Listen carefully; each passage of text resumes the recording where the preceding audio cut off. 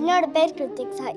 இப்போ நான் எதுக்கு பௌர்ணமி அப்போ நிலா வெள்ளையா இருக்கு, அமாவாசை அப்போ எதுக்கு கருப்பா இருக்குன்னு சொல்ல போறேன். ஒரு விநாயகர் சதுர்த்திக்குல கைலாசத்துல பார்வதி 2000-3000 கணக்கால் லட்டு செஞ்சு விநாயகருக்கு ஊட்டி விட்டாங்களாம்.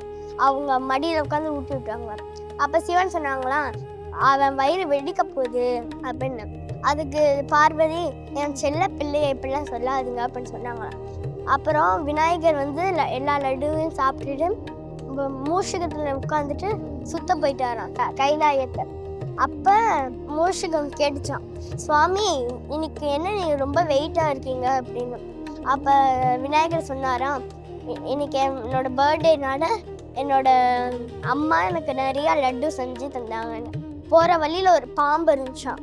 அந்த பாம்பை பார்த்து மூஷிகம் சொல்லிச்சான், ஐயோ சுவாமி பாம்பு. கொஞ்ச நேரம் கழிச்சு அந்த மூஷிகம் தெரியாதனமா விநாயகரை கீழே விட்டுட்டாராம். மூஷிகம் விட்டுட்டு அது ஓடிடுச்சு. அப்ப விநாயகரோட வயிற்று பொழந்து அவர் சாப்பிட்ட லட்டு எல்லாமே வெளியில வந்துருச்சான். மேல நிலா பார்த்து கிண்டல் பண்ணி சிரிச்சாராம் நிலா. ஹா எல்லாரும் பாருங்களேன், இந்த தொப்பை கணபதி வயிறு பிளந்து வந்துருச்சு. அப்புறம் ஒரு பையில எல்லா லட்டையும் போட்டுட்டு பாம்பை கயிறு மாதிரி கட்டிட்டு போனாராம். அப்போ சந்திரன் சொன்னாங்களாம், இந்த தொப்பை கணபதி வயிற்று திறந்து எல்லா லட்டுவையும் ஒரு கவரில் போட்டு பாம்பை கயிறு மாதிரி கட்டிட்டு போறாரு அப்படின்னு.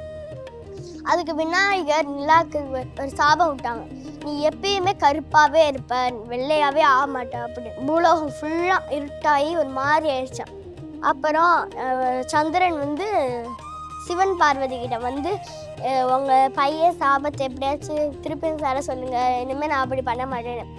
அப்புறம் இன்னும் கணபதி கோவத்துல தான் இருக்காராம். 2 பேரும் அவரை கூப்பிட்டாங்களாம், இவங்களை எதுக்கு இங்க வர வச்சிருக்கீங்க.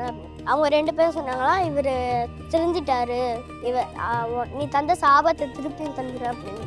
கொஞ்சம் காமாயி விநாயகர் சொன்னாராம், நான் தந்த சாபத்தை முழுசா வாங்க முடியாது, அதனால பௌர்ணமி அன்னைக்கு மட்டும் நீ நல்லா வெள்ளையாக, அப்புறம் கொஞ்சம் கொஞ்சமாக பண்ணி அம்மாவை சாப்பா இருட்டாயிருவேன், இதே மாதிரி நடந்துகிட்டே இருக்கும்னு சொன்னாங்களாம். அப்புறம் சந்திரன் நான் பண்ண தப்பை ஒத்துட்டு போயிட்டாங்களாம்.